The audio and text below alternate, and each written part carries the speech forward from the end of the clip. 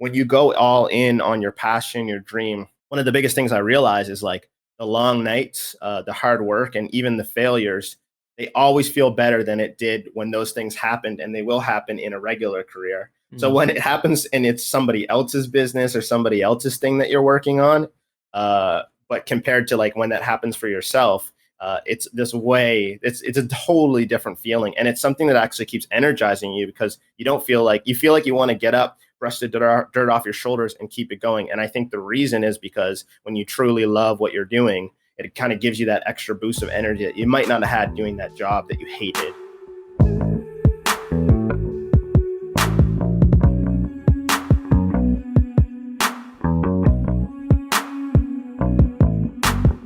All right, so today we got my best friend, Jacob, on the Midi Money Podcast. Jacob, what's up, bro? Man, we've been best friends for just so long. It's just so great to have your friend involved in this show now. Bro, you're best friend with you're everybody's best friend. Yeah, I guess so. Hey, you have to be in this funnel world. Nah, Yeah, man. No, I appreciate you taking the time. I know it's a busy week. You had a launch. I'm sure we'll get into some of the details, but congrats on the launch. Thank you, sir. Appreciate it. Yeah, man. God, where do we start? Maybe we could do just like, if you don't mind doing like a quick background as far as, just the quick story of kind of how you got into producing, the how you got to where you are today, and then we can fill in the details.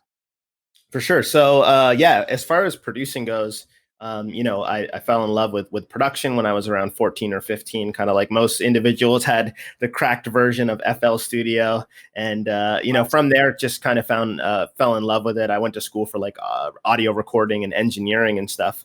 And for years, just tried to make a living and stuff off of that, which was quite difficult to do at times. I took many trips to LA and quit my job over and over again. And so part of that process, thankfully, I was able to make a lot of great connections and stuff.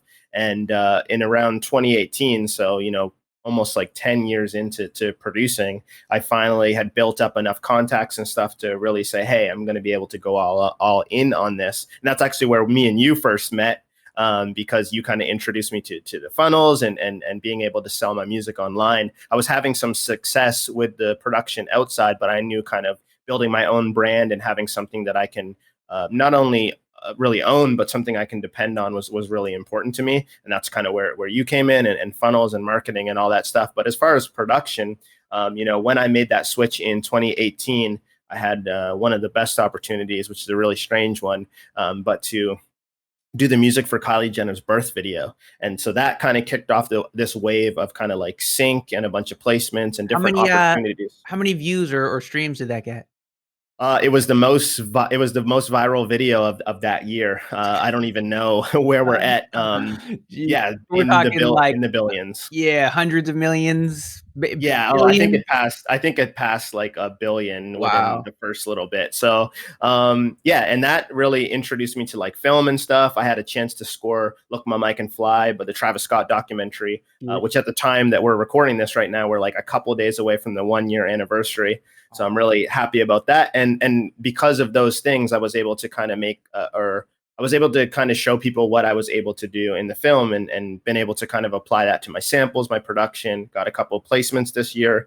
Finally was able, a lifelong dream, end up on the Billboard charts with Ill Mind and Russ.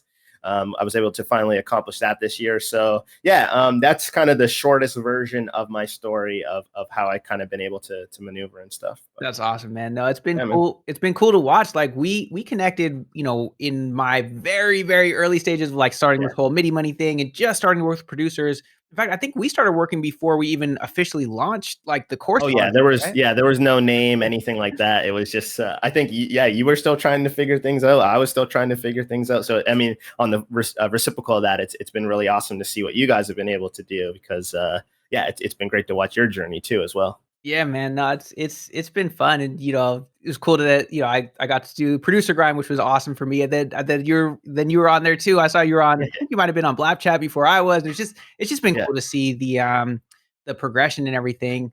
And man, so maybe we can get into some of the specifics as far as like what was something that started to really click for you as far as making money, from your music, or like what is something that like what was the first thing that really did that? Um, I mean, the first thing, I mean, to be honest with you, the first thing that I feel like I really truly was able to kind of capitalize on was the Kylie Jenner video. And I saw this.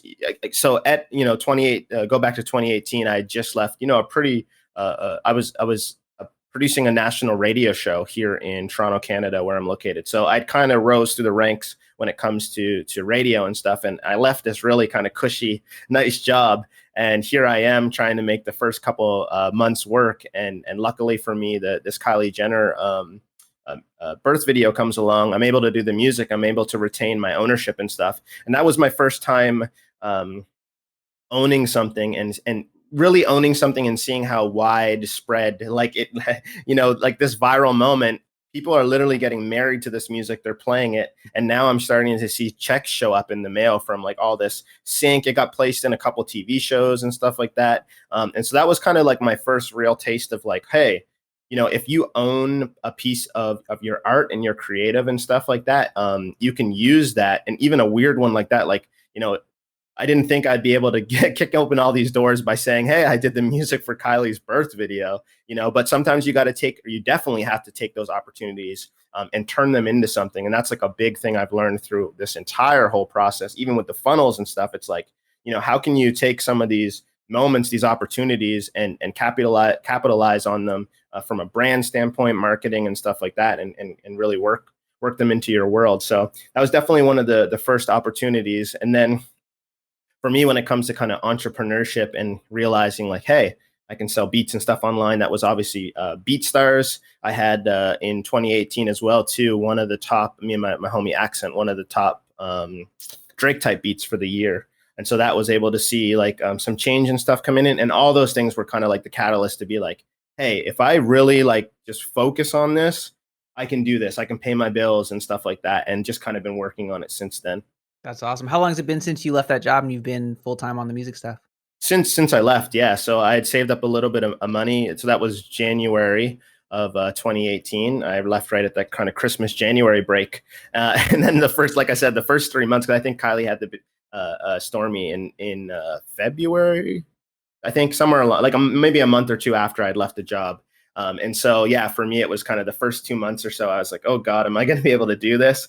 And then slowly things start coming in and I started reaching out to those old connects and letting them know what I was doing. And yeah, the dots and everything sort of kind of clicked. But it's funny. It's one of those things, and I'm sure you felt the same way. When you go all in on your passion, your dream, one of the biggest things I realize is like the long nights, the hard work, and even the failures, they always feel better than it did when those things happened, and they will happen in a regular career. Mm-hmm. So when it happens and it's somebody else's business or somebody else's thing that you're working on, but compared to like when that happens for yourself, it's a totally different feeling. And it's something that actually keeps energizing you because you feel like you want to get up, brush the dirt off your shoulders and keep it going. And I think the reason is because when you truly love what you're doing, it kind of gives you that extra boost of energy that you might not have had doing that job that you hated or that thing over there. So that's been one of the biggest things too. And I realized in kind of making all that stuff work, the reason I probably kept going and finding new gigs and little things and niche things over here was probably because, hey, I was so passionate about it. I wasn't able to take no for an answer. I kind of kept swinging, you know what I mean? So, yeah. Yeah, no, I think the stakes are so much higher. Like, even if you don't hate your job, if you're, it's different when you're working for somebody else, I think, compared to when you're building your own thing, then it's like like the highs are higher and honestly the lows are lower too, because when things are stressful or it's not like it's on you, it's on your shoulders. There's not like, well, whatever, at least I'll get my paycheck no matter what. And I can, coast through these tasks. It's like, no, like there's no shortcuts. There's no cheating anymore. Cause like, what are you going to clock in time and trick yourself? Like, know? Yeah. So I feel like it just becomes, everything's amplified, but I definitely, I wouldn't trade it. That's for sure. Just being able to have that that ownership, and just feel like, man, like I can't, like the good part is I can't blame anybody else. And the bad part is I can't blame anybody else, if it's not going well or, something isn't turning out the way I want it to, then it's like, well, what, now it's on me. Now it's my responsibility. Like now I got to figure out how to fix that, Exactly. Yeah. So yeah, man, it's been fun to watch, your progression with that too, of like, the different levels of problems that you have too, like when you're in the earlier stages and now, getting into building your team and Mhm. that kind of stuff, which I know last time, we had a check-in, that was a big topic. So I'm kind of wondering how's the team thing going for you as far as hiring, Yeah. delegating, all that good stuff.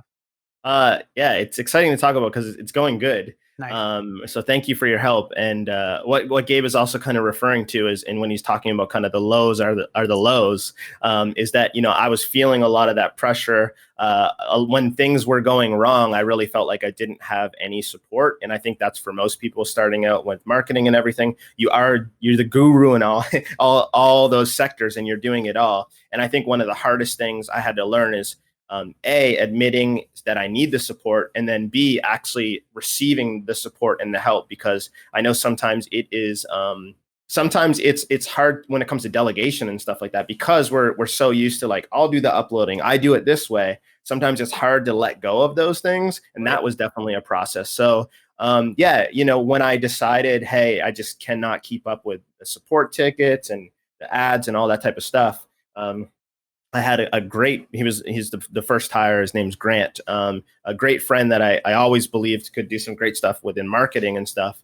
And I brought him on. And again, when this comes to this whole learning experience, I kind of thought, hey, he's going to jump in and just be the next Jacob. And I realized within the first couple of days, I'm like, okay, now I got a lot to like show him and teach him. And luckily for me, with the pandemic and everything, we were in the same vicinity. We were able to work a lot of the time face to face. Whereas like, if this, it's kind of a blessing in disguise, because if that didn't happen, I probably would have been traveling the world, and we would have to do a lot of Zoom back and forth. And I don't know if it would have went as good as it's gone so far.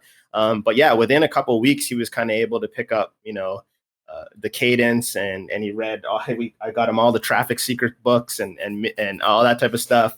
And so yeah, it's still, there's still hiccups and bumps, and that's a learning process for us both, because I realized another thing too within leadership is like, you not only do you have to lead, but you got to take ownership of those choices that you make when it comes to leading. And so if somebody in the company doesn't do exactly what I'm kind of looking for, that's not just because they just didn't want to do it or whatever. A good part of that is maybe I didn't explain it right. Like maybe my communication, you know what I mean? So there's a lot of things like that too. Like we did personality tests and stuff like that, which has been really great in growing, because now we're at 3 individuals in total plus myself. So 4 of us kind of working day to day on the business, and it's a lot.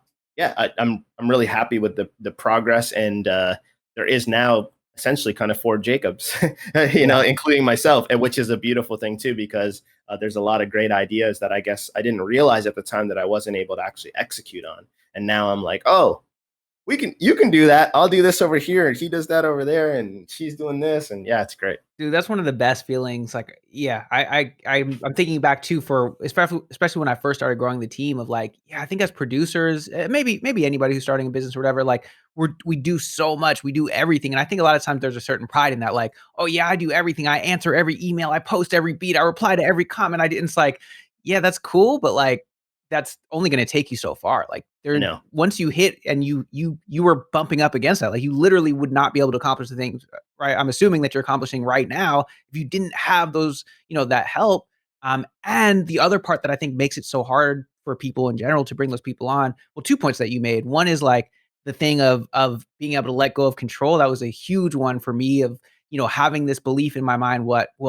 Only I can answer the emails because only I understand all the nuances of everything they're going to ask, or only I can export the beats because it's got to be this very specific format and naming convention, or whatever it is.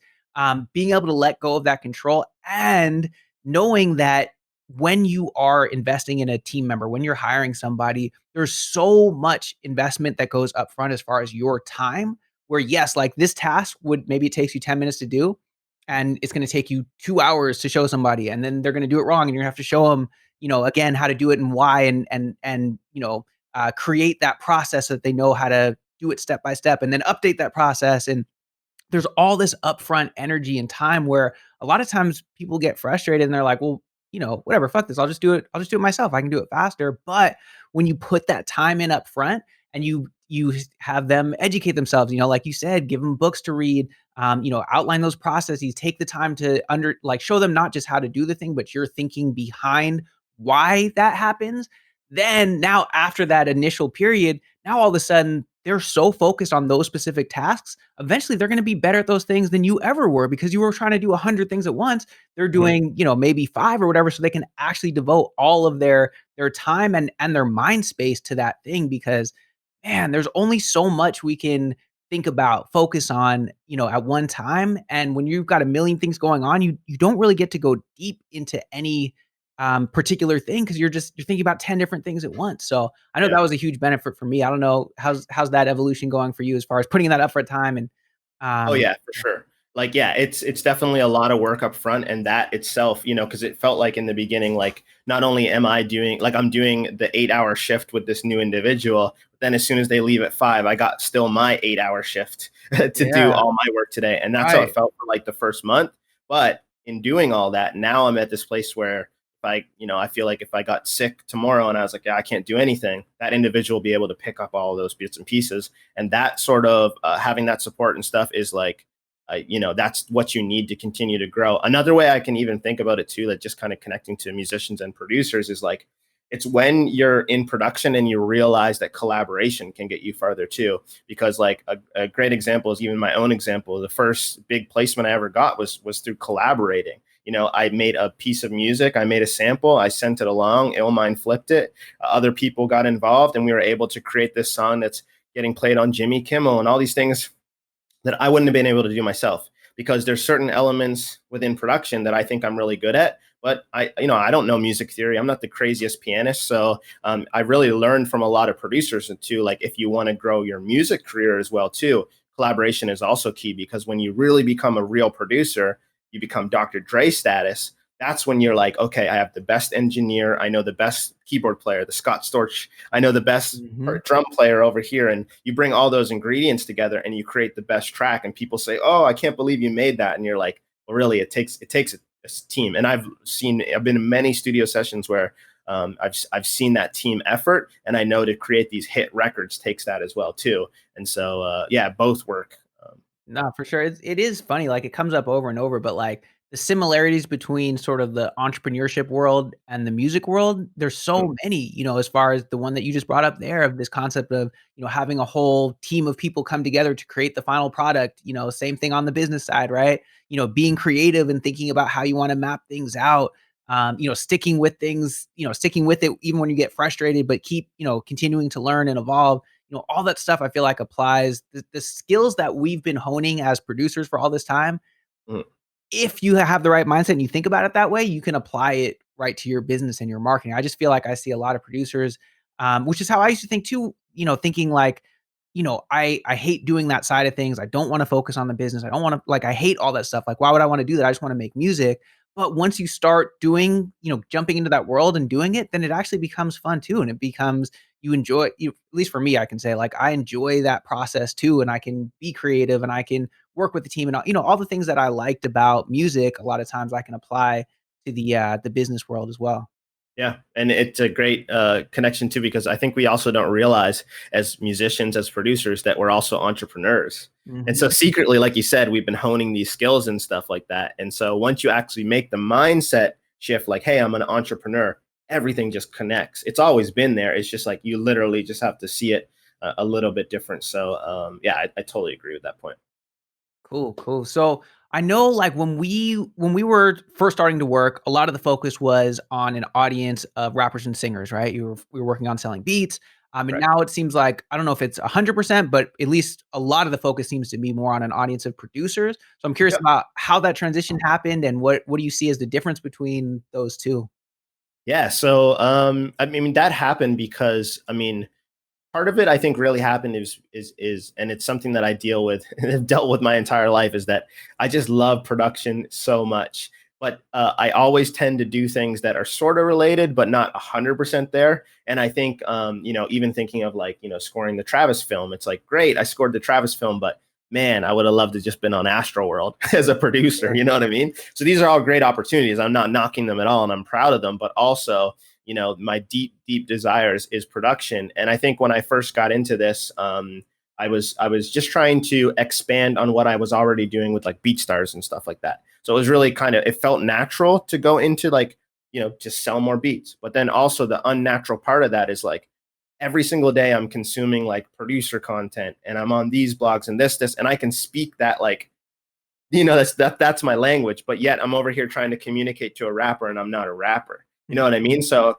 when I then realized, when I clicked with that, I was like, hey, if I help producers, like not only is it going to be easier, it's going to feel way better. And hopefully it will connect more because it's more authentic, more whatever. And within leaning into that, all of those things happen for me. I'm having a way better time knowing that I'm helping producers day in and day out. When I see a sale now, it's not really a sale. It's like a producer that I've helped. Because with those tools and stuff, they're able to, at least that's my goal, is like allow producers to be able to create music better, quicker, faster, because I'm thinking about them, because I'm also a producer as well too.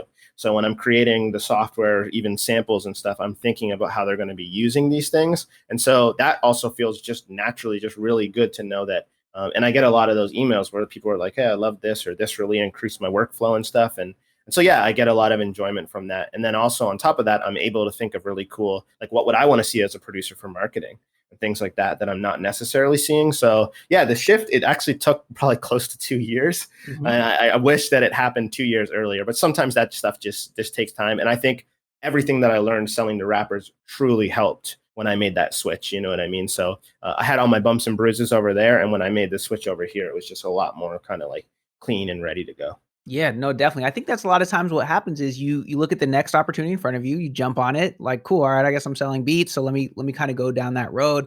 But then it ends up opening up this other door of like, oh, actually, this audience would be more fun to serve, or I have something more to offer here. But the skills that I learned here are going to serve me here, and I understand my customer more, if my customer's producers, now that I've had more of that experience as a producer who's selling beats. If that's who your audience is, you're going to understand that audience more as well. Did you have a transition period where are you still doing both, or are you 100% as far as like?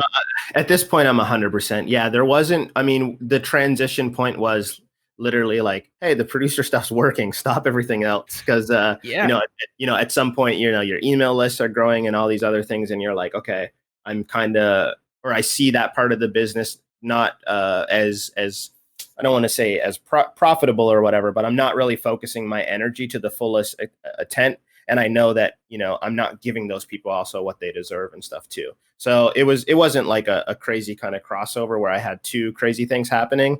This one started happening and it quickly overtook that side. And I just kind of leaned into it and let those other people know that what I was doing now and stuff. And that transition was honestly really easy, just by being honest and open and allowing people to continue to have the products and stuff and not be like, monthly memberships and all that type of stuff. Yeah, no, that's huge. And I feel like, for me, it was a long time. Like I did Legion for years and had the idea of like, I know I do want to, help producers for probably at least 2 years, if not 3, before I actually did anything, because, that focus thing is really tough. Like it's so hard to have, and it's a challenge that I have still, right now, which is that I have 2 different businesses, 2 different audiences, 2 different, complete line of products where it's like, it's not like I don't really recommend doing both at the same time. And the timing, like I feel good about it. It all worked out. But like what I would recommend for somebody is if you want to do both, which I think is fine. I think a lot of producers do. I would really focus on building one first, whichever one is fine. Like it doesn't matter. Ultimately, it's basically the same skill set to market to either one or have a business around either one. But what I've noticed is I can basically build one thing at a time. I can grow one thing at a time. And so I can get, like right now, as we're speaking, basically I put in probably about, I don't know, maybe 2 hours a week on Legion, very, very little right now. And I put like, I don't even know how much on Midi Money, like most the other hours that I'm awake, basically. And that's what it's been for, a good, over 6 months for sure.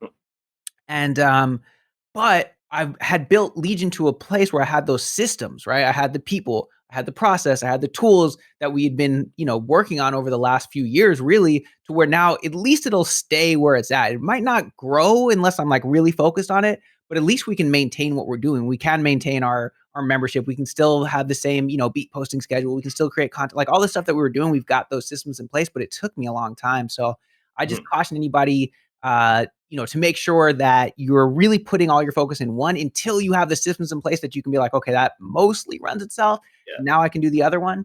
I think another point, just kind of on top of that too, if you're currently listening to that and you're thinking about like, okay, well, where do I go? Because that can be confusing too. Listen to yourself, because here's like a great example too. It's like, let's just say if you love production and you just want to be making beats all day, and make a business where you're selling beats all day and you can just sit at home and make beats. Like that's great too. If you say to yourself, hey, I want to try and help producers, maybe it's something like, what Gabe and Midi Money is doing. Maybe it's something like creating products for them. And maybe, or on the other side, if you're like, I just want to get placements. I know a lot of people that have great sample businesses where they get a ton of placements every year just by selling their packs through Drum Broker or on their own sites and stuff like that. So there's a lot of opportunities. I think it really then boils down to like knowing yourself as well too, and being like, hey, what's the thing that, is going to keep me energized? Because again, when the times are tough, you want that thing that you truly love. And so if some of those goals are worked into the business or come from the business, that's just going to make you love the business even more. And then you can eventually kind of grow into new realms. But that's a great way to figure out what you want out of it. No, I love that. I'm glad you said that. It's super important, because I think sometimes, unless you're conscious of it, you might sort of have this vague idea of where you want to go, and so you think you sort of have to do certain things. But it's important to be conscious about those decisions, and yeah, design it around what you like to do. And I'll just add on top of that too is like, and keep an open mind, because if you asked me 5 years ago, are you going to be like really into marketing and business and be like, the guy that, now it's funny. Now I get like the whole other side where some people are like, you're never a producer. Like I had a comment today is like, bro, you never sold a beat, like on a, people on Facebook Yeah. are haters. Like, bro, you never sold a beat in your life. You just sell courses. I'm like, bro, like, I mean, it's, it's sort of funny to me, but that has been my focus. And my point is I would have never, but I love marketing. I love being an entrepreneur. I love teaching now. That's only in the last, year or so. But I would have never thought about those things. I never would have considered that I would have liked those things a few years ago. But when I took the next opportunity in front of me and started doing it, that's when all of a sudden I started trying different things. And I was like, oh my God, this stuff is really fun too. I like this, and this is working. So cool. Let me go down this road for a while. So I think having that open mind and doing the thing that you love to do is super helpful. Open mind, curiosity. That's what got me that Kylie thing too. So again, you just got to stay open and see how you can turn those things into something. Yeah, man. So I'm curious, what is some of the things that you're looking at now? I know we had mentioned, we were talking a little bit earlier about Twitch, just briefly. What as far as like platforms and stuff? Well, maybe we can start there, because you said we didn't get into it, but you said you were starting to do something on Twitch. Yeah. So another thing too, like, what I was just talking about, a lot of the marketing and stuff, again, like I never thought literally in a pandemic, I launched this, new company, which is Octave, which is a software company. I thought it was going to fail because it was literally the week that they were like, we're shutting down the borders, like no more plane rides. I was like, this is the worst time, but I'm just going to go through. But on the flip side, again, to that curiosity and just trying new opportunities, I essentially now own a software company, and we're working towards the next piece of software and stuff. But again, I'm slowly moving away from the music side. And that's, again, the side that energizes me. And so one of the things I realized, hey, I think I can connect the two is potentially by doing Twitch and streaming and stuff in general. Because if I can, the one thing I love about Ill Mind, he really is the one that inspired me with this, is like the idea that like Tuesday, Monday, Wednesday, Fridays, whatever his schedule is, from this time to this time, he's just making beats and loops. And on top of that, people get to watch him. And then from that, they can obviously go buy drum kits or connect with him more, or get their samples, placed with him and stuff like that. Those are all bonuses. But at the end of the day, he gets to still check off that box of like, I made X amount of beats each week. And that's something that I'm currently missing. So I think it gives me my own personal opportunity to say, hey team, you guys don't hit me. I'm on Twitch between this time or whatever. I'm making beats. And then obviously a big benefit of that is like with getting into more software and stuff, it's like I can preview stuff there. I can talk to I think the biggest thing that I'm missing right now is that I don't have an actual like place for like my community, I guess is what I'd say. And so this, hopefully with the Discord and everything included, it's like can be a place where I can actually just ask, what do you guys want? Or what are you working on? I can work with people. I can answer questions. I can help solve tech issues. Like I can do all of that stuff through here. And then on top of that, hopefully just connect with people more. Like that's what I'm really trying to build is like more community. Like I know ads and all that stuff work, but they're never going to give me personally that same satisfaction that I get like right now, kind of through like, you know, when I'm emailing back or DMing with someone and I know I actually helped them, or they're saying I made this. Like I literally, somebody tagged me today and was like, I made this loop using Octave. I sent it to Ill Mind when he was twitching and he used it. And they made this, somebody like, you know, turned it into like a YouTube clip because the beat was so dope. And but Ill Mind's like, oh, this is definitely going to get placed. And imagine like if that got placed, like the idea that some sounds that I created allowed this other, young producer to create their art, and hopefully they get their first placement or something like that would be big. You know what I mean? So that's just, I want a place where I can kind of capture that and be a part of those things. So I don't miss out on them. So yeah, Twitch. Another thing too is I don't have the number yet. I wish I did, but community. So it's a text-based platform. We just did a launch, and we use Simple Text, which is another texting-based app people can check out. It was cool and it worked, but the thing that I got from that, and we only had about 100 people sign up, but that being able to connect just through my phone and text people, whether like because we had some PayPal issues and stuff, links weren't working, but to have that one-on-one, that was like a really cool experience, and I loved that. And I want to get more of that going, because I think I'll be able to connect with people more and actually hopefully answer questions, solve problems. And then at the end of the day, it also benefits me too, because when I, do eventually have more products and stuff, I can say, hey, here's the link and stuff. And I think we both know like the click-through rate and all that type of stuff is way better than it is with, let's say, email and stuff like that. So yeah, text and yeah. So I guess what I'm trying to say is my new goal right now is create more content, work on the next piece of software.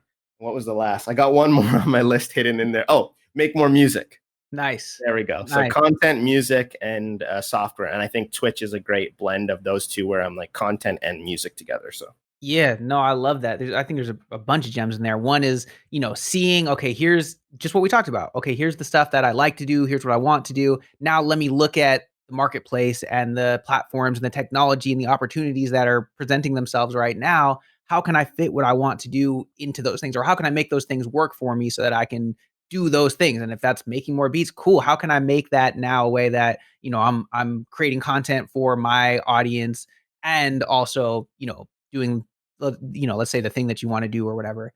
And then also just, I love that idea of being able to repurpose stuff, or being able to use things for multiple things. It's something that everybody from, Gary Vee talks about, create your pillar content. Like it could be an hour long podcast or a keynote or something. And now you can take that and turn that into 100 different pieces of content. You can put it, clips on Instagram. You can do, transcribe part of it and make it a blog or an email or a text message blast or a messenger blast. You can take a still from it and take a quote that you said and make that a quote. You can go on for hey, you're giving me ideas now. I never thought all this way through. I just wanted to make beats. Yeah, but bro, there's so much you can do. And so I feel like everything that you do, there's probably 100 different things you could do with it that, like making beats. Okay, cool. Like maybe you're making those beats for the purpose of selling them online or trying to get placements or licensing or whatever. But like you can do, first of all, you can use it for all those things, right? So you can use that product for all those things. You can use it for licensing opportunities. You can use it to get placements. You can use it to sell online. And not to mention, you could take the stems, and now that could be a loop pack, and you could take, and now you could stream yourself doing it. Now that's a way to, create live content on Twitch, and maybe you record it and now that becomes your pillar content that you repurpose, in all these different kinds of ways. And then you can get creative with that and, creating contests and giveaways around it. And just, I love that concept of really thinking, okay, I'm spending my time doing this thing, but how can this result in, 100 different things that are going to be beneficial, that are going to, help people and inspire people and become content, become products, become, whatever it is. And not just thinking so narrowly, like, all right, if I'm making beats right now, I'm making them for this one thing. It's like, no, like you can turn that into, checking a whole lot of boxes at once. So I think that's dope that you're doing that. And And then other gem I wanted to pull out there too is having that community of where you can get that feedback is huge, so that you can actually speak the language people are speaking, so that you can address the concerns that they actually have instead of what you think they want. Like, no, really, the whole point is to help people. If you Yeah. don't, that's what all business is, right? So Yeah, man. I mean, one of the things I stumbled upon this in March when we launched Octave is that I don't know of any other like hip hop producer software like companies or initiative. Obviously, there's like BusyWorks Beats and there's Track God, but when I think of most producers, hip hop producers, we're all forced to like use all these EDM products and stuff. It's like Serum and stuff, and all that stuff is great. But when it boils down to, hey, like we've never had people from the community building products for the community. And that's what I'm really excited about, because I'm like, man, there's a lot of great ideas and stuff. And it's strange to me that we're like, I mean, I guess that's part of hip hop. You like take something that was never meant for you and turn it into its own thing. But I think we're finally at that stage where like it's grown up enough. Like we should have the same Arturia and big companies like that, but for hip hop producers. And hopefully I can be a part of that. And in return, the community actually has a chance to be like, we want this type of plugin with these type of sounds that does this type of thing, and I can have them involved. One of the coolest things I think I've done with Octave is like, it was kind of on a whim too. I was like, hey, I'm working on new sounds. Like, what do you guys want, and what do you want to name them? And I just had the biggest influx of like people from the community being like, hey, I want these type of sounds, and can you name it this? And that's been a really cool community building aspect. People feel really proud when they see the presets that they wanted and the names they wanted included in Octave and stuff. And those are the things where I'm like, okay, now I'm starting to figure it out. I'm like, yeah, if we can build the community and we can do all that type of stuff, we can have these type of opportunities for more people from the community. And then at the end of the day, like you said, really deliver some solid products for them. yeah, man. No, a couple things in there. First of all, congrats on Octave and all, everything that it's done so far. Thank you for your help, Gabe. That's really what I was getting at. No, no, bro, that's amazing. It really is. Yeah, that just to get tactical for a minute, because I think we've been talking a lot of big picture stuff. That feedback thing, like big picture, of course, like that's the point, is to understand what people want and what they like, so that you can create it for them. Like that's the whole point. But also, just from a tactical level, like people love to be heard, and they love to feel a part of something. And so if you, as much as you can involve your audience with that creation process, the more, first of all, you're going to get engagement. Whether it could be just posting on Instagram, like, hey, I'm working on the new logo. Which one do you guys like? Or like you said, what name would you want for the pack? Or what kind of sounds? And people want to be heard. They love to be involved with that kind of stuff. And a lot of times that's the content that will get the most engagement on, because everyone's like, oh, I have my idea or have my opinion. I like the one on the left better than the one on the right, or here's what I think you should do. Or, even the lead up to this, to launching this podcast, our first couple of emails that went out were like, hey, we're launching this podcast. We're super excited about it. Who would you like to hear on it? And that's the email that went out. And now doing a couple things. One is, it's a way to let people know that something's coming without just being like, hey, this thing is coming. It makes it a little bit more interesting, and we get to hear what people actually want. So like, hey, if they want my best friend Jacob, all right, we got to give them what they want. We get the man on the show. And also, from a super tactical level, if you have an email that goes out and people are replying to it, just by them replying to that email, they're essentially whitelisting your email address. So now the next email you send is way more likely to end up in their inbox than it is in the promotions tab or the spam folder. And that sender reputation for your emails is going to go up. So not only for them, but for everybody, you're going to get higher open rates, more, and then more replies and more engagement, and ultimately, more of people taking the action that you hope they take, whether that's consuming your content or buying your, whatever it is. Just on a tactical level, getting feedback like that can be super helpful. Yes, definitely. Yeah, 100%. man. So, we've been talking about like all this delegating and team stuff. And I'm curious, as far as just like your mindset, as far as keeping yourself, motivated, keeping yourself happy. Do you have either some kind of practice, whether if that's routines or I don't know, how do you approach that? Do you have a way, like a practice for that? Yeah, so I mean, it's definitely, for me, I'm a big routine guy, but I will say with COVID and stuff, that definitely threw everything out of the mix. So I'm finally just back. I got back last Monday to Toronto, and I'm just kind of getting back into the swing of things. But routine is a big one for me. And again, I think, and I've touched on this a lot because it really does energize me, is like just being able to make music. The weeks that I find are the hardest weeks are the weeks when like everything's crashed, the website's not working, all this. But at the end of the day, I don't have a chance to like just sneak away even for 5 minutes and make a beat or something like that. So that just keeps me going. And then finally, like as you can see all the books and stuff, man, just reading a chapter of like a book or listening to a little bit of a podcast at 2.5x speed. Yeah, I'm up there, guys. 2.5, that's intense. Yeah. Overcast, you get to go all the way up to 3x if you really want to be able to do it. Anyway, yeah, level, bro. I listen to everything sped up, videos and everything with 2.5. If anybody doesn't know, try 2.5. That's intense. Yeah. But yeah, just hearing other people's, I think that's like a big part of this too, is that so, we have we have AD, and then outside of that, the community right now is still pretty small as far as like reference points of things that can be done or whatever. It's still like the wild, wild west in that sense, which is great because there's a lot of producers that can have a lot of opportunities, but we might not all also on the flip side of that see what those opportunities are. So hearing from other people's stories and perspectives, whether that's through books or podcasts or YouTube, stuff like that, like what we're doing right now, you can say, oh, that was a great idea. Like one of the best ideas I ever heard, and we'll talk about it here, is like gamifying your email. And I was listening to this podcast about this guy, and I forget, I think he was a snowplower. It was a Rick Mulready podcast, and I'm pretty sure he was a snowplower. And what he had done is that if you had opened the emails, it was tracking it, and at 100 opens, you got 100 points, and you could get like a free snowplower or something like that. And he kind of gamified it by every time that you open the email, you're getting a point, and you would see your points go up and go down and stuff like that.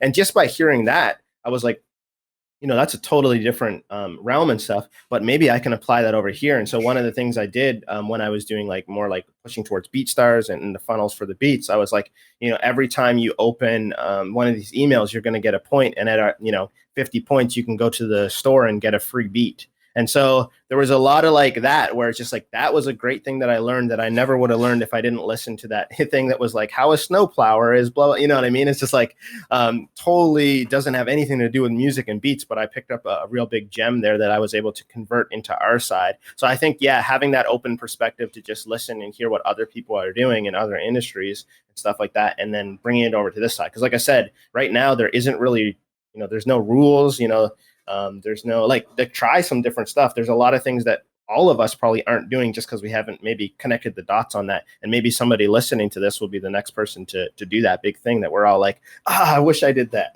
Definitely. No, I mean, man, that's the big secret. That's like, I never came up with anything. I just saw somebody did it over here, and maybe they haven't done it, on the music side yet or whatever. And so people are like, oh, it's such a good idea. It's like, yeah, same thing. I just heard it on a podcast or whatever too. It's just, maybe they hadn't seen that over in this world. So a great another, like, again, bringing it back to music, because I know a lot of people listening are music producers. It's like one of the biggest things that I learned from all of the top producers, like Frank Dukes is a great example of someone who's talked a lot openly about intention. And with that being said, it's like if you go into the, a music session, and part of it is fine if you go in being like, oh, I don't know what to do, and you create some cool melody, that's great or whatever. But if you really want to knock it out the park, especially with these bigger artists and land on the charts and do all those type of things, you have to have intention in your music. And by that, like if you guys are saying, hey, I want to make a 70s type of record, go look and see what type of instruments, what type of, they used tape and they did this, this, and this. And then take all those ingredients and then make something in that style. And by just having a little bit of direction and saying, hey, we're working on this, I don't know, I'll use Nas because he just dropped his album. If Hit Boy's working on a Nas record, and historically he takes and uses samples from like the 70s, you can create like new age samples that sound like they came from the 70s, and you have a way better shot at getting, your record on that Nas record by having that intention and stuff. And so to even what you were just talking about from a music standpoint,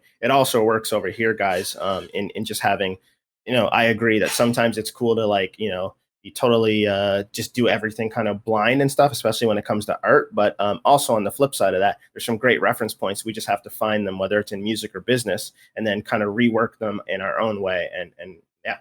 Definitely. No, I think a lot of times the best art or the best ideas comes from thinking within boundaries, right? It's like, okay, well, here's the parameters. I'm using this, software, I'm using this thing, or it's got to be, it's like writing a haiku or whatever, right? It's like a certain number of syllables for each line. Like there's a very specific format, but there's something about forcing yourself into those parameters that I think can evoke some creativity. So like you said, you can create those parameters for yourself, like whatever. Okay, cool. I'm only going to use sounds and gear from the 70s, or, whatever it might be.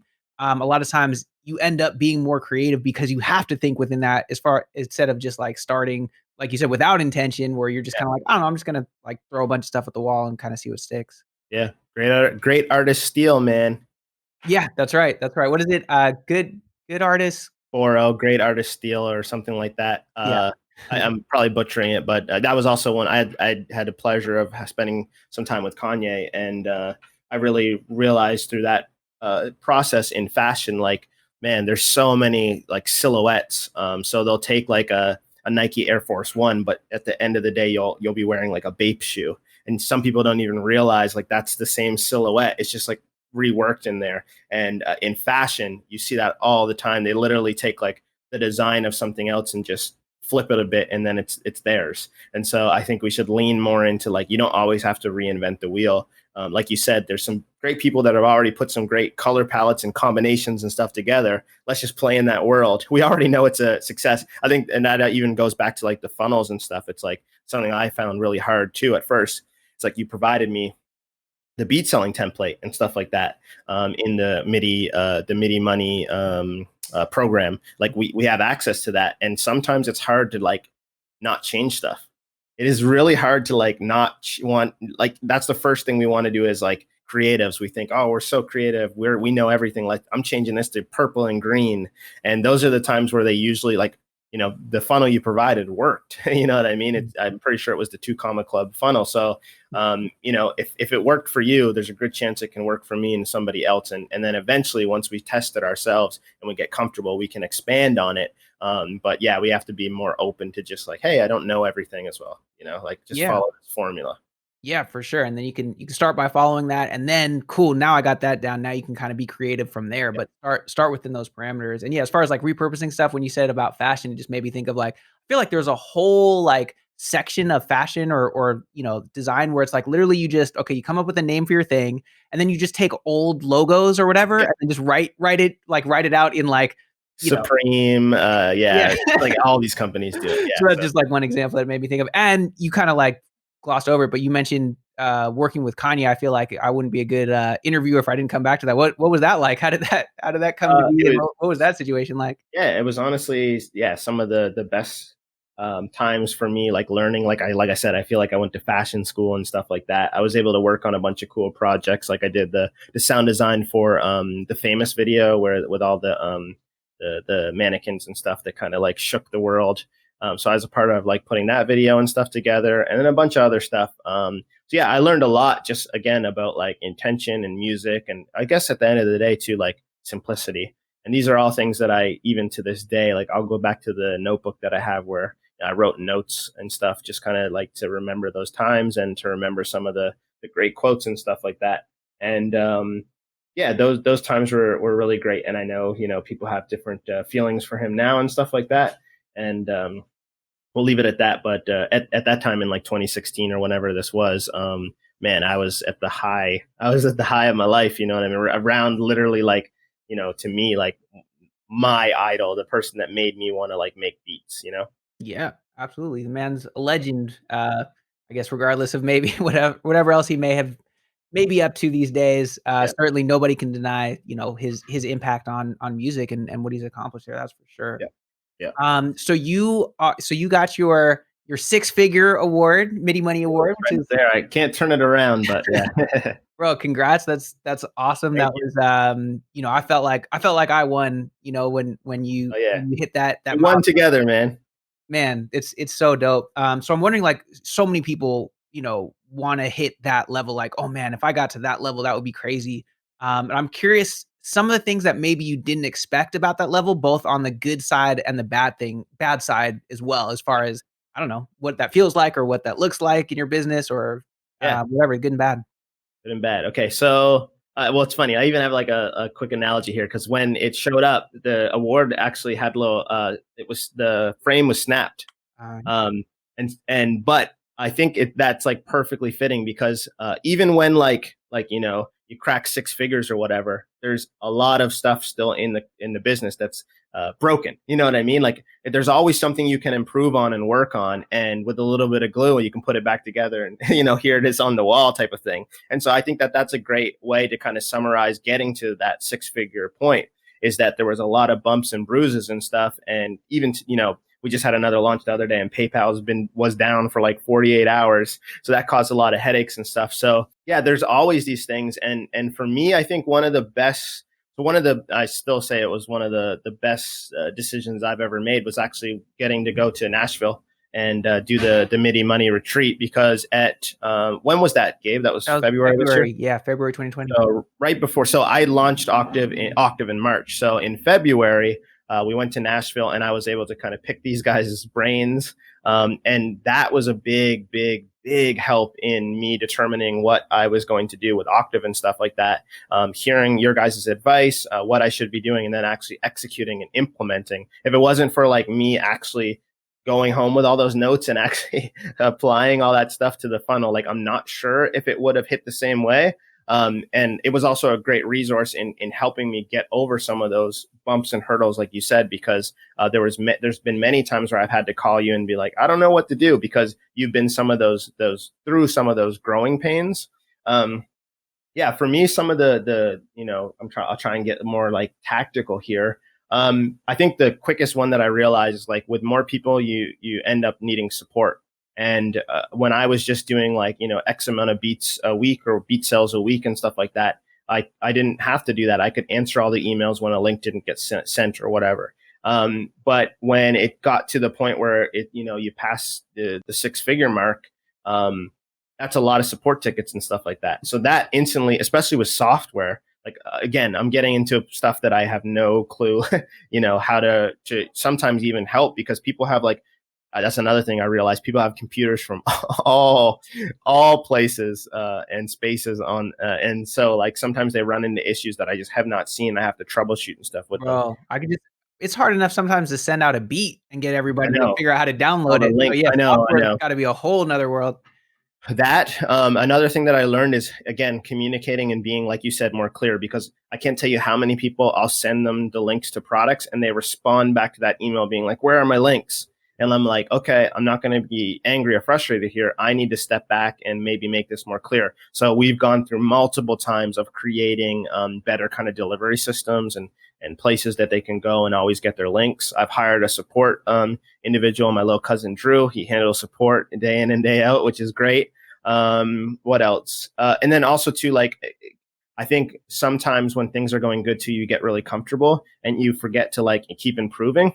Mm-hmm. So when Octave and stuff started getting doing really well, I almost got a little bit too comfortable. It went back to making beats and stuff like that. And then in June, we had like one of our worst months. Mm-hmm. And I think part of that was because all the stuff before that, I was ramping up every week's ads, this. And then eventually I got to a place where I'm like, hey, everything's good in May. I'm just going to make some beats and send out this and do this. And then June hits and I'm like, uh-oh, and that's when I decided to kind of help hire out with the team and stuff. And so now we weekly, every Monday, talk about like what split tests we want to do and different opt-in products and all that stuff that I had originally thought about back in March. And then I kind of like, I guess other things kind of take priority and stuff. But again, thinking about like, how people, again, at the end of the day, I am here to help producers. And I always have to tell myself that, because when any time that I know how frustrating it is when like you pay for something and it doesn't show up. I do not want that to be like, my goal is like, I call it company wide, the 10-minute initiative. So like, I truly believe that we can get to a place where people can get and download their software and up and running and be making a beat within 10 minutes or under. That's like, that is the goal that I want everybody in the company, until we hit that, to be shooting for, because I want to be like, you click this button, you have it, and instantly you make like the best, like a melody that you never would have thought you made because of our software. It's like that easy to use, that easy to install, no hiccups. And so those are things that we're like working towards, obviously as a smaller company. And then eventually, hopefully when we get to that place, we'll actually be able to truly execute on that. So that's a goal of mine. And those are all things that I learned through this process of like, hey, like I'm now seeing it from the opposite side, the customer standpoint, and what are the things that they hate about this process, and what are other companies doing that I can improve on their process too? Because I think I've personally been through so many situations where I've been unhappy with a product or a thing as a producer and felt like this is some like software company that has a bunch of like investors. They don't care about me. I haven't got an email back in 2 weeks. Like that's not the type of stuff that I'm trying to do. And if I ever get that, I'll just stop. You know what I mean? Because that's not me. That's not what I'm here to do. So those would be three big things. And then also hiccup. The biggest hiccup was like, hey, I cannot make the amount of ads that I want to make, as well as like develop software, as well as like keep doing my musical dreams just as myself. And so getting the other three individuals, great individuals involved has been a game changer. And I think because of that, you know, hopefully with this next piece of software that we're working on, it's going to be like game changer, where we're going to be able to do all the craziest marketing stuff, the craziest instrument, the best content, the best delivery process for people. Like that's the stuff that's kind of exciting me right now, is like, whoa, we can actually do this. Yeah. You know? Bro, Yeah. that's awesome. There's a lot of good stuff in there. I think all of them really are focused on creating a great experience, right? For the people that you're helping. And I think that that's something that sometimes we forget about that and sounds so obvious, but it's like, that's the whole point. Like, yes, you're doing what you love, but also these are the people who are supporting you and doing what you love. So you have to you have to get them the result that you're promising them. You have to, make it a great experience. And I think the people, the brands, the companies that focus on those things are the ones that in the long term win. Like if you have a shitty product, you could have great advertising or whatever, and it'll might like trick people for a short period of time, but it's not going to work long term. And like the reason why, I mean, Amazon is where it's at today is because they figured out, they're like, you know what, we're gonna figure out how to ship stuff, in 2 days, and then we're gonna be able to ship stuff in 1 day. And I know they're even shortening that to where it's like at first they're taking a loss a lot of times, but big picture, they're creating the best experience. And yeah, I think it's easy sometimes. Like sometimes it is, even in the Midi Money group, people will post a screenshot of like, oh, look what this, like the email's like, hey, here's the link to download your beats, and the guy replied with like, yo, where are my beats at? This is a scam or whatever. And it's like, yes, it is funny to make fun of those people. And also what you said, I think is really smart, is like, well, I don't know, what can I do? Because if there's more than one person who has done this, then maybe there is something I can do to make more. Maybe I need a GIF and arrows, and I don't know, Yeah, that's so funny. Like that has actually been like a game changer, is like just arrows and making the links bigger. Like these are all things I didn't think of. And then another thing that I thought of doing was I just made like a blank page in ClickFunnels, and I kind of created like the members page with all the links, just so, because another thing with like Octave, there's a bunch of bonuses and stuff. And again, I get a lot of people being like, where's the links? And I know it's all going to this like one place, and then they can see everything. So even that I think helped, because originally the email was like, it was like so long with all these links. And I'm like, of course, that must be a frustrating like that must be so, you must be so frustrated going through and like, did I click this one and did I download that? And it's only going to Dropbox, where it's like, now it goes to a nice place. You log in, you see all your stuff, and there's arrows and me explaining everything in detail. So there's like no way that you like, at least I'm hoping there's no way that you like forget a product or forget to do this update or these sounds or whatever. It's like laid out for you the clearest, but we could still get better at that too. Like, so. Always. Yeah, no, that one right there is a good one. The videos thing, I've been doing that more and more, where, as much as possible, if it's a thank you page where they just bought, or it's the members area, or wherever it is, just having a short video where like, yes, I'm writing it out and it should be spelled out, it should be super clear, but some people are going to read that and not watch the video. Some people watch the video and won't read. So that to me has helped a lot. And the other thing that stuff does, especially something like a video, is it reminds people that you're a human on the other side, and then people are a lot, happier, and they're a lot more forgiving when they're connected to you, right? When they know, oh yeah, Jacob, like he's a good dude, like whatever, like, okay, the PayPal thing wasn't working or whatever it was. And I don't know if you want to get more into the specifics, but like, okay, this thing wasn't working. Some people are just automatically going to be like, it's all a scam, I hate it all, whatever. But like, I bet a good percentage of those people, because they feel like they know you, or maybe they do know you, or they've heard you talk, they're like, oh yeah, this is a good dude. Like, I'm sure whatever the error is or whatever, like we can. Yeah. Even with the PayPal, like it took probably close to 2 days, but I individually emailed everybody and just let them know. And not one single person asked for a refund. Not one single person said anything bad. They're like, hey, you're a human. I totally understand. And then another gem that I'll just give to here that I really realized about like 70% of all, and this is probably going to be funnel wide for all people, is that 70% of all the sales were happening on mobile. And I realized, hey, when you buy a piece of software on mobile, you're not at your computer. You know what I mean? Like you feel maybe a bit stressed out, or the email goes, and then 2 days later you want to install it, and it feels like, oh, where was that link? And so what I realized, what I wasn't doing, is that on that thank you page, I wasn't being clear that like, if you're on mobile, I'm going to send you all this information. Just check your promotions or whatever, make sure it's there. If not, here's what you do. And so all I did is I created on the mobile version of the thank you page, I just created another text block that's only shown on the mobile side that says, and it says, it's right at the top. It's like, hey, it looks like you're on mobile. I want to let you know I'm sending this to your email in the next 5 to 10 minutes. It's coming from this. And if you have any issues, hit support@octavvst.com. And then it had all this stuff underneath. So just even by doing that, I've lowered a lot of the support and stuff, because I was getting a lot of people who bought on their phone and then felt like, oh, I don't know where do I get my stuff? And then they would instantly DM me. And it was just like, it was a lot of like back and forth with people. This has like probably eased 80 to 90% of that. And so that's like an easy one, because any product any of us are selling is most likely going to sell through mobile. And that was like an easy little text thing that I quickly wrote in like 10 seconds. That's been saving a lot of headache. Smart. And that's, yeah, everybody's on mobile now, everybody's on their phone. And usually when we're building these pages and putting this stuff together, we're probably on our computer or on our laptop. So man, so important. Like check that stuff on mobile. Everything you do, whatever page, emails, all that kind of stuff, funnels, websites, like always check it on your phone, and have have your friends check it on their phones if they have different kinds of phones or whatever, because it's that user experience is so important, and it's very different a lot of times on mobile. So yeah, no, I think that's really smart. And test everything. Like send yourself those emails, make sure that if you set up your funnel, like buy it yourself and make sure everything works and the workflow actually makes sense. Cause sometimes you have all this stuff in your head and it's all great ideas and you're like, okay, I did it. But it's like, until you actually go through it and test every single little piece of it, you never know, because all the little shit that could go wrong, it's going to go wrong eventually. When you scale up to a certain level, it's going to go wrong. Same thing even too, like with the PayPal. Like I went through, I actually paid through PayPal. I purchased it. It took me exactly to where I wanted to go.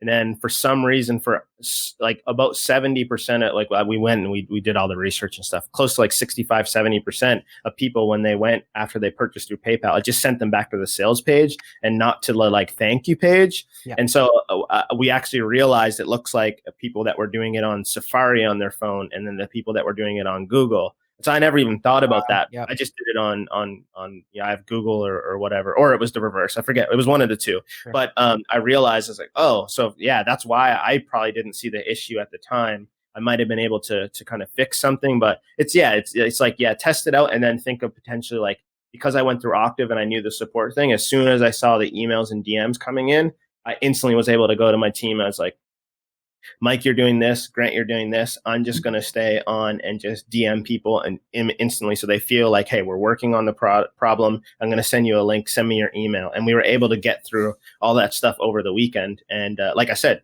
0 people asked for any sort of refund. Like people were very fine waiting and stuff. And they all were mostly, I'd say 80 to 90% of them were like, they actually felt, I would probably say even a bit better, because it was another chance for us to personally connect. Because I had the text going, I had the DMs going. I'm like, we were able to have real conversations and stuff too. So it wasn't an automated process, which was kind of nice too. I wouldn't say that I could do that if it was like, more than the amount that we were able to sell and stuff. But yeah. Yeah, no, I think as far as like the manual and automated, like a lot of times I think, so if you're in the middle of a launch, just expect you're going to have to do a lot of stuff manually, because stuff, unexpected stuff will come up. But a lot of times I want to do the first, even if it's something that makes sense to be automated.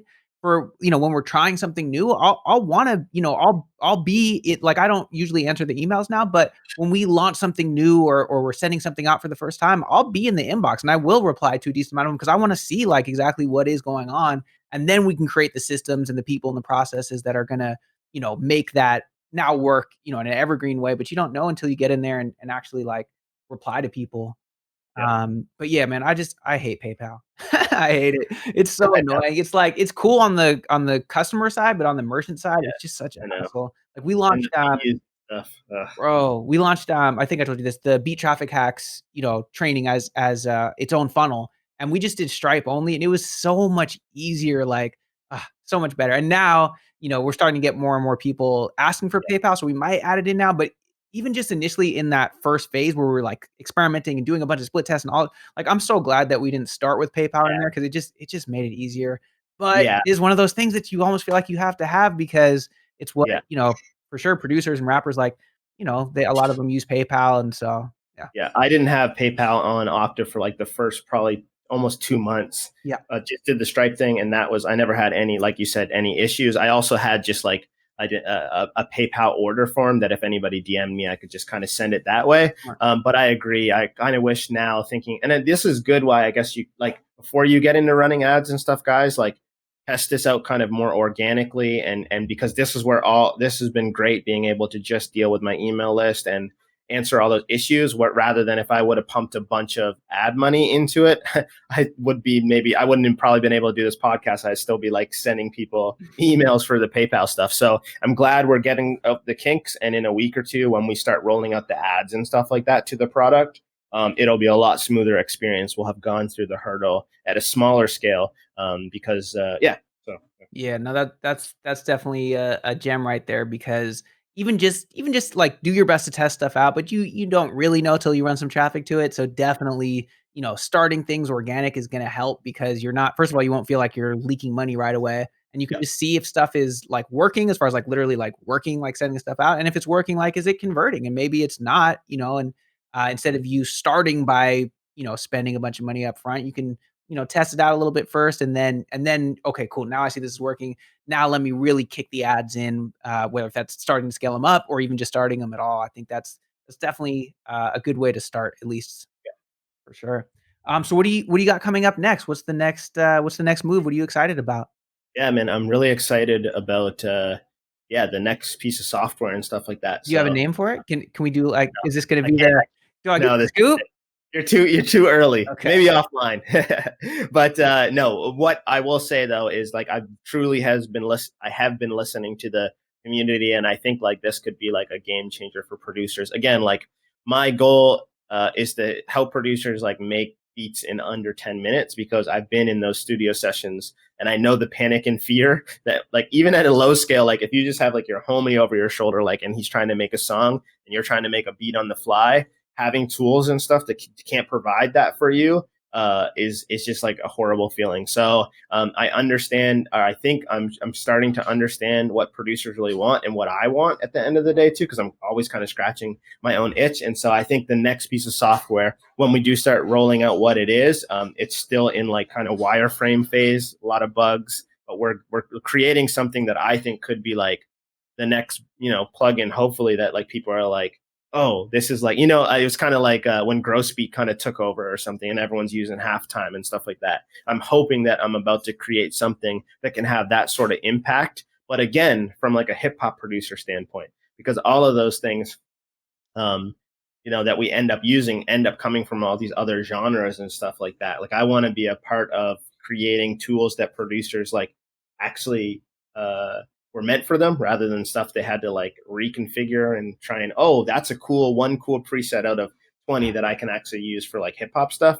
And so I'm thinking we can get there. And if we can crack the code with the 10-minute initiative and make sure that people get that product and within 10 minutes make something that they wouldn't naturally make and are excited about that, that's a dream come true. So even if we can do that for like a handful of producers, I'll be happy. But I think yeah, I really think this is the one. So I'm excited about that. And then also for my own personal stuff, man, like I'm really trying my best to get like these placements and get these records and work. Like I have my own personal kind of dreams and goals and stuff, and a big dream of mine is like the Drake placement. Like that would be like a dream come true. I think he's going to go down as one of the greatest artists of all time, and I know at some point he's going to come to an end or will not want to do it or not need to do it because he's so rich. And I'm praying that at some point I can get like that type of record. So I'm working towards those sort of bigger goals, and hopefully I have some placements and stuff on the way, and I can share all that news when it eventually happens. Awesome, man. That all sounds super exciting. Well, This has been incredible. It's always fun to chat with you, and excited for everybody to hear all the gems that you drop. Yeah, maybe we can just wrap it up with if you do have any closing thoughts, and or just letting people know about the best place to find you, where to find Sure. Octave, where to find you on social media, Closing all that good stuff. thoughts. I mean, I got a lot of empty space here. I need my 2 comma club Ooh, award. it's on So the we you're still on your got way. You got that six figure. we still got a lot of work and stuff to do, but yeah, no. As far as me, myself, at my best friend Jacob, like I said, at this point, this is the best time to reach out and connect with me because I'm still able to answer a lot of those messages and stuff. So at my best friend Jacob on Instagram, and through that, once we launch the Twitch in like a week or so, and all those other things, you'll be able to have or hopefully see all of that and be a part of all those kind of things that we're working on. And then as far as products and stuff go, just head on over to octavevst.com and you can check out the software. Also, you'll be able to find sample packs and all that good stuff. And yeah, we'll kind of take it from there. Awesome, man. Appreciate you. Cool, man. I appreciate you. Thanks for all the hard work. And here's my question to you. Oh, I whoa, like to whoa. always throw it Okay. back. No, but do you think what have you guys figured out anything yet for, like I said, Nashville was such a great moment and stuff for me. Is there any word on, obviously I know COVID has thrown that off for you and the team, but is there any thoughts in doing something like that again, whether it's Yeah. in person or digital, or what's your Bro, kind of like, I feel like yeah, no, I feel like I'm, like, really happy about the timing and really sad too because we literally did that. It was the end of February, so it yeah. was right in time, so I'm grateful that we did it then. Yeah, I was wearing a mask when I went down there. Oh, were And you? people were looking at me weird, but I think again, like no offense to Americans, but it's kind of that American, and you're kind of going through it right now where you're like, well, what's going on? But in Canada and stuff, like, I mean, I was traveling with an N95, and when I went down there, I had one on. I was like one of the only people. But Oh, yeah, that's I'm so crazy. happy it happened when it happened because we just No, missed it it. was literally like we scheduled that because it was in Nashville. It was right after. It was literally like a day after Funnel Hacking Live. So I was in a room with 5,000 people. We were crammed in there. Nobody had. It wasn't even on anybody's radar to even think about wearing a mask. I think I had Yeah, barely heard of like, oh yeah, there's kind of this weird flu thing going around. So that's crazy. That I mean, I believe it that we were in the yeah, US here. We're a little behind the times, but anyways, I'm grateful that we did it then because if we had waited even a couple weeks, certainly a month, it wouldn't have even happened. But it also sucks because it was such a great experience. Like it was so fun just hanging out with you guys and just I feel like it was a big breakthrough for a lot of people. It was a big breakthrough for me of just like learning stuff and so we were like, man, me and AD were like, okay, we're gonna do this many events this year. We were like super excited about it. Like we'll do the big one once a year, which will be like this. Then we'll do like various events throughout the country. Maybe we'll do one in Europe or like we had all these plans. It's like, well, I guess we're probably not going to be doing a lot of traveling. yeah, So that's a little bit of a disappointment. So I don't know. We haven't really figured anything out. As far as like doing anything in person, yeah, but yeah, maybe we'll see. Nothing official yet, but maybe we'll do some kind of virtual event. We have like our live stuff that happens in the group, and yeah, so we have some of that kind of stuff going. But it would be fun to put together something that's more of like an official, even if it is virtual, of some yeah. kind of either summit or that feels a little bit more like an event. But yeah, right now nothing official, and hopefully we'll be able to put something together. But man, I can't wait till we can do stuff like that again. It was such a cool experience. It was, yeah, it was really, really great. I'm actually Chris, who's another member of who was down there in Nashville and stuff. I'm hopefully going to work on some stuff with him coming up, and we got a call actually tomorrow. So yeah, it was just a great way to connect with people that care about production, but also all this weird funnel stuff that we're into. Yeah, I know. It's so fun to be able to like geek out about this stuff because not most people, I don't know, the people that I just like know, quote unquote, in real life, like they don't know what the hell any of this stuff, Oh a opt-in page and a funnel and whatever, and even production. Like, so it's there's something special about being in a room with, what was that, 20 other or so, producers that are, yeah, geek out on the same stuff and we can connect and that's what I feel like the Midi Money group is. yeah, And I love being in there, but there's definitely a whole nother thing about being that smaller yeah, group, physically being there and eating together there and, just hanging out there. So, man, yeah. sometime soon, I hope. Cool, man. Well, listen, thank you so much, and I really appreciate Thanks, it. bro. I appreciate you. Talk soon.